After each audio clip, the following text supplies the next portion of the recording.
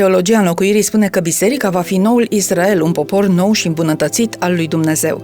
Însă, potrivit Scripturilor, legământul lui Dumnezeu cu poporul ales de El este ireversibil și tot Israelul va fi mântuit. Don Finto, o voce pentru generațiile care vin, consideră că dacă oamenii ar fi crezut capitolul 11 din Cartea Romani, nu ar fi existat o teologie a înlocuirii sau antisemitismul. If this one chapter had been believed through the centuries, there would never have been any replacement theology that the Gentile church has replaced Israel.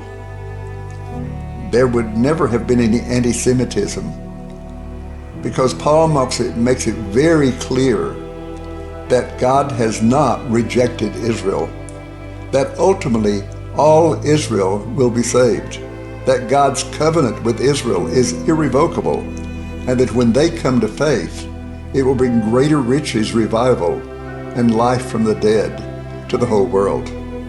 And he makes it abundantly clear, and this is really most important, that the Gentile believers do not replace Israel.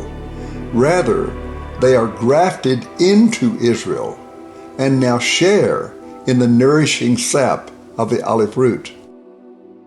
Biblia vorbește despre nevoia de a ne ruga pentru pacea Ierusalimului și de a binecuvânta Israelul.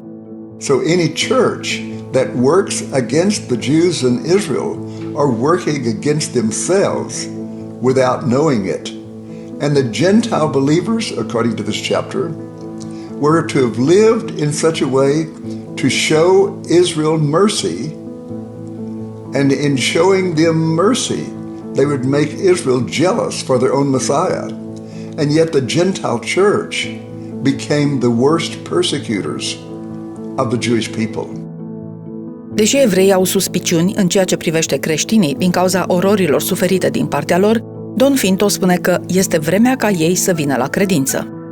And some people now, there's a study that was given that probably as many as 1 million Jewish people around the world now believe that Jesus is the Messiah. Very small number in Israel, but nonetheless, it's happening. În final, Don Finto observă că ne îndreptăm către cea mai evlavioasă generație din istoria omenirii, marcată de credință și de miracole. Let both grow together till the harvest.